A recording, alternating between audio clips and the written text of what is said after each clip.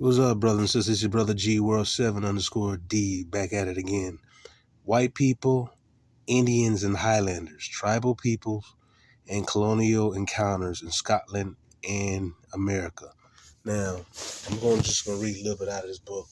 I may do a few videos on this book, but as you know, when I read David McRitchie's book, it talks about the Highlander Scots as being a swarthy people, and then I also talk about the Picts, who had a lot of the um, artification on their bodies, which you see a lot of, which you had some of the black Aboriginal tribes here in America had. It talks about the Highland Scots being the Negroes and the Lowland Scots being a different group of people, but the Highland Scots were the original people of that area.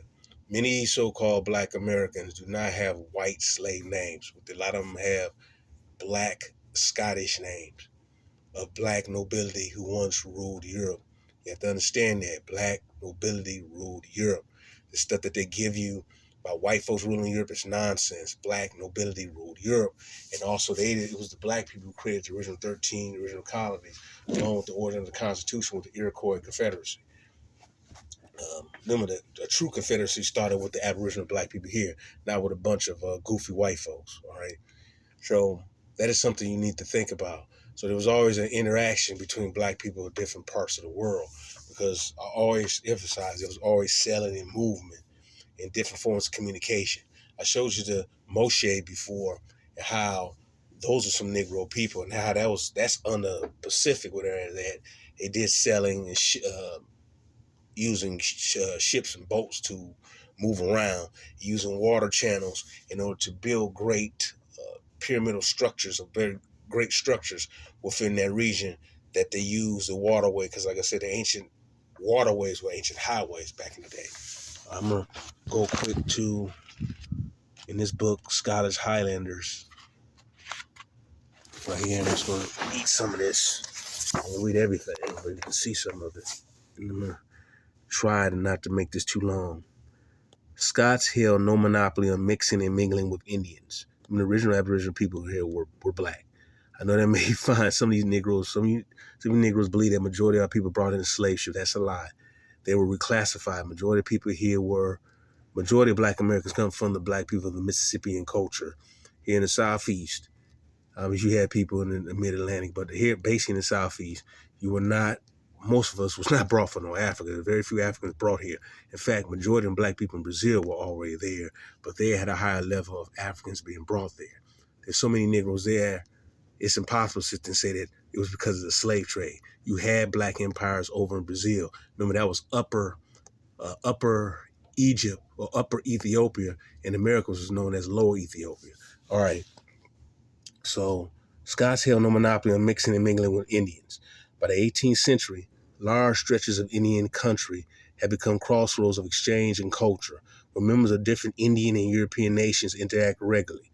In the babel of languages that resulted, Gaelic was just one of many tongues.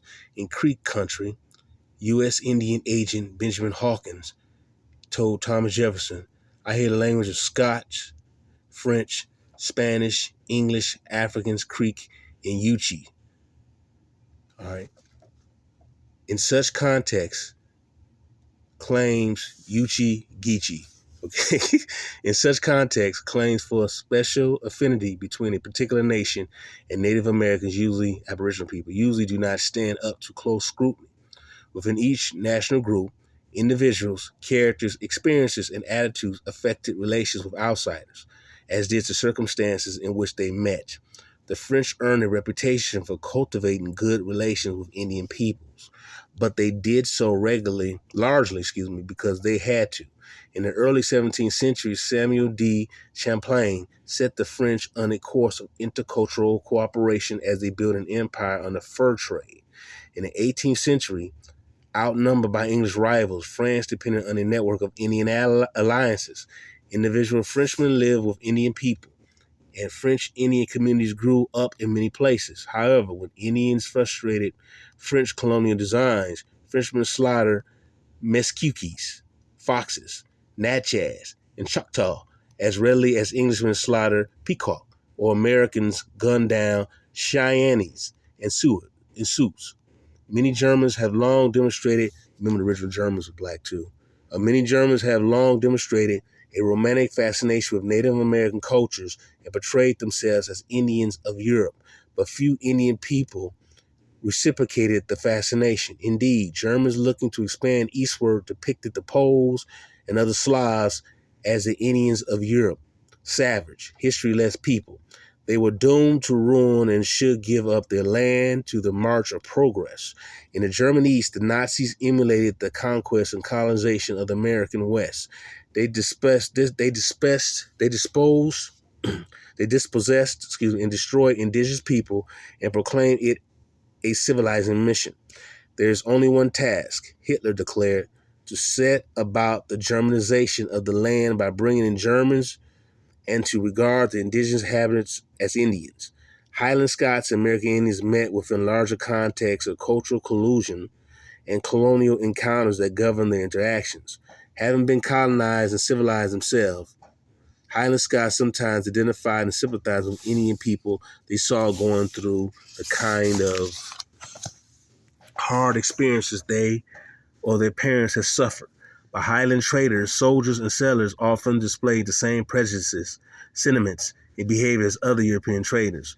Soldiers and settlers were dealing with Indians, and Scots sometimes took on the role of colonizing and cultivating Indians with zeal.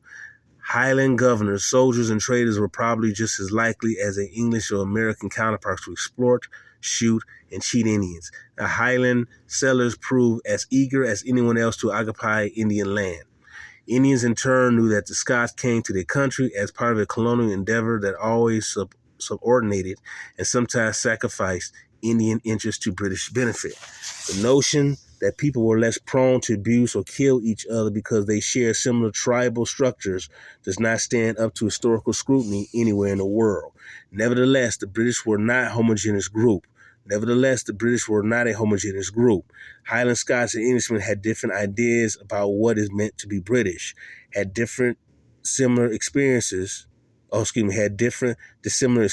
colonial power, and did not necessarily share a common vision of empire. Many Scots went native. That is, they lived in Indian communities and identified with their adopted people.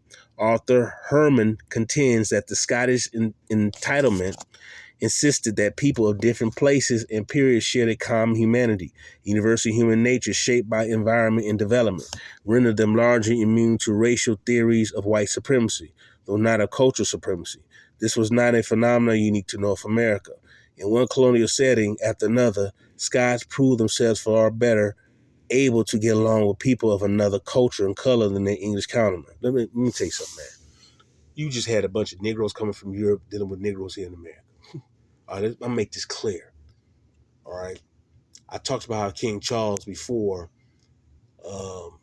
had his presence in what was now known as Louisiana. All right.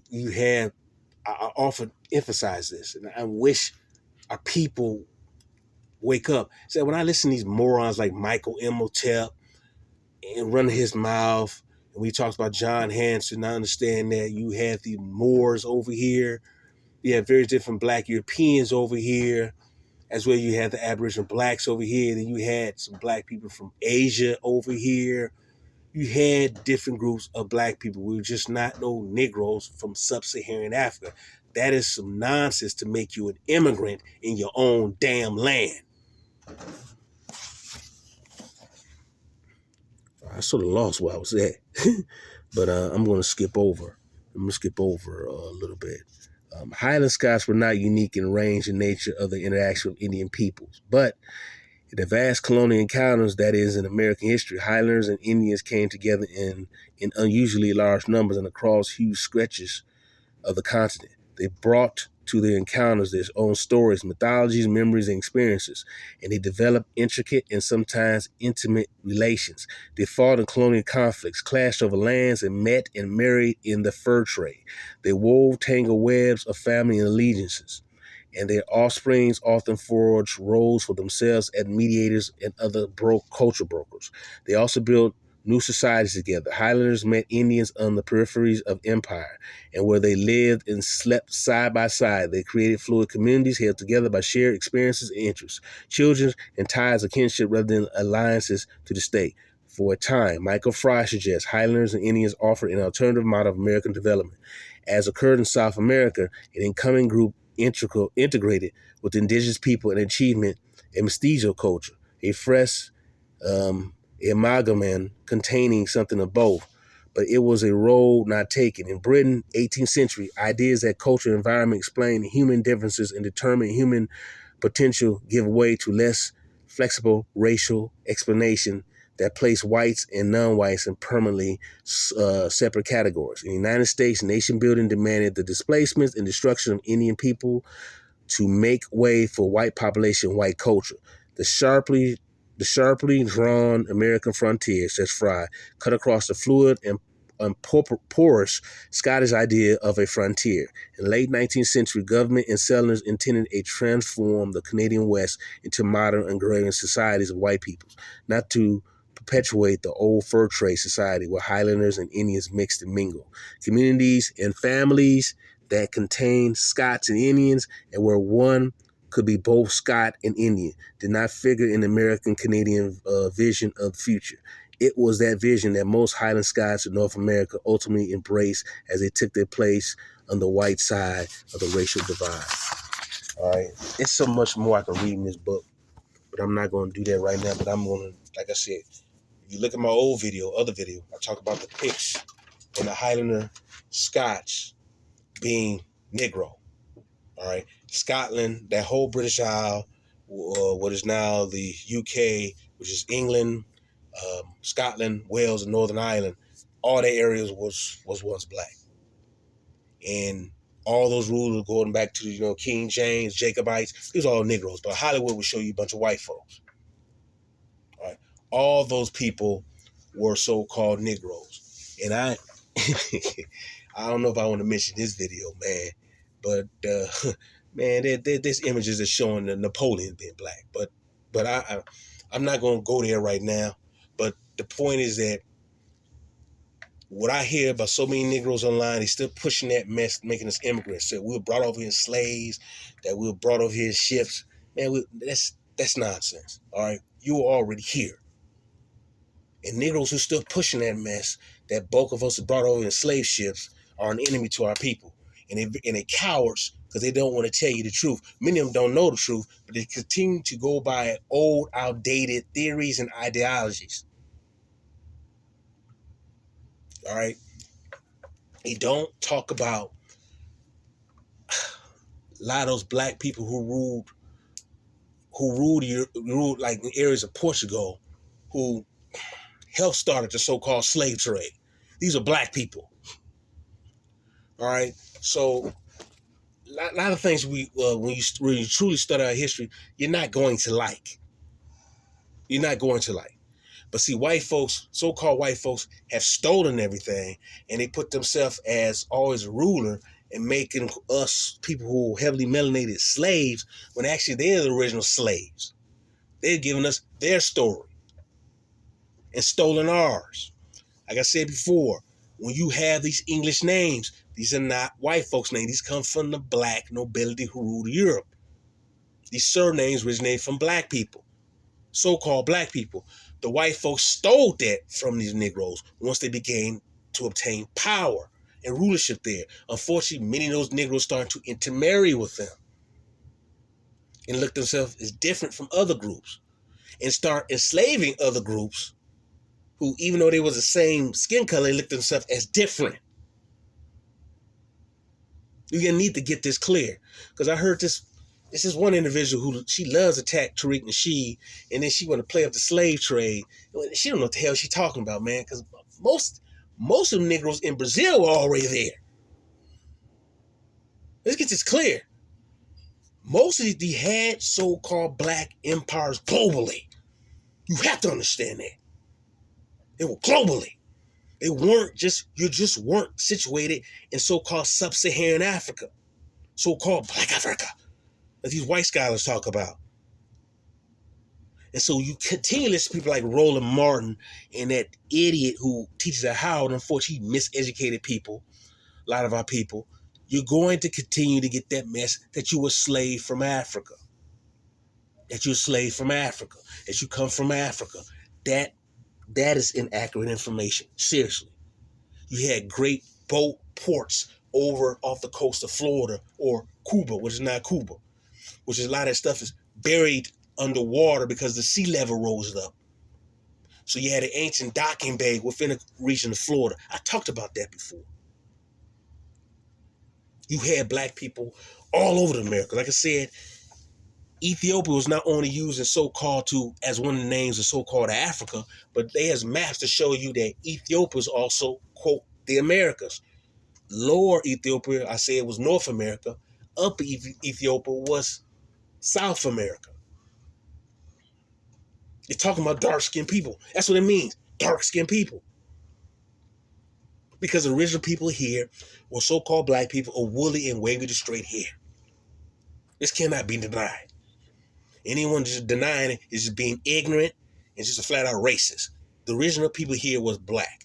All you gotta do is Mexico, people talk about, oh, that was a slave colony. Mexico at one point was all black. The people there are nothing but mixed. Just like people in North Africa. They're mixed. Just like people in so-called Middle East. They're mixed. Mexico was once all black, and there was different types of blacks that were there. It was one of the stronghold of the Aboriginal Black Empire. Various different black Aboriginal empires here in America. So I want you to understand that. I want you to comprehend that. Because if you continue to go by this mess of thinking that you're a slave you're in Africa, or you call yourself an African American, you said, and all you're saying that you're an immigrant. You're an immigrant. You're an ancient immigrant, the first immigrant, but you're not an immigrant. King Tuscaloosa, Black King. I've been looking online, they talking about Tuscaloosa did not mean African Negro. Well, he wasn't no African. And the Negro, what the Negro just mean someone with a darker color. King Tuscaloosa was a so-called Negro, a black man. As the Tumuakoi Indians, Negroes. As the Yamasee Indians, Negroes. The Uchis, Geechee, the same damn people, man. They're not from Africa, they Angola, man. That's nonsense, man. Those are original Aboriginal Indian people that were already here. But you've been taught to think that you're African and you think that you're a slave when we are the original Aboriginal people of this damn land. But all you gotta do is put in the work and the study of it. Many of us are just a mixture of those Aboriginal blacks and Aboriginal blacks of Europe and Aboriginal blacks that were already here. Now, you may have some white person who may mingle themselves in it, but the residual Europeans that came here to the Americas were black. Period. They were black. Or so-called black. You don't want to use the term black. Those were the original Negroes that were here. All right. The 13 original colonies, like I said, were built by Negroes. These names of these states are actually named after Negroes, Negro kings, or Aboriginal black tribes, nations. That's what this stuff is named after, man. But you have to dig deep and peel the layer. Because if you continue to just read your traditional history and use that AI mess on your phone, Google, you're going to continue hearing mess that, no, black people weren't here before Christopher Columbus, who was more like he was black himself if he existed. You will continue to believe that you're a foreigner. That means you're a slave from Africa. And that stuff is fake. Like I'm saying, I'm not saying that there were no slaves brought here, but most black Americans ancestors were already here, or large number of them came from Europe. Black Europeans. Period. Your names are not names of white people. Your names come from black nobility of Europe. And all them damn castles that were built in Europe, that was built by black people. I'm going to eventually talk about the 30-year war and the 100-year war. It was actually more than 100 years, more like 116 years. That was like start the formulation of the downfall of the black empires in Europe. You had the 30-year war, you had the 100-year, you had numerous wars, but most of the 30-year war and the 100-year war. And it's funny. 30-Year War was for 1618 to 1648. 1618 to 1648. So what the hell 1619 is? 1618 to 1648. Let's study our real history. Stop listening to these foreigners telling who you are. Do not listen to them. Study your true history. Peace and love, brothers and sisters. This is your brother G World 7_D, kicking that straight knowledge, kicking the truth to our people. Wake up, brothers and sisters.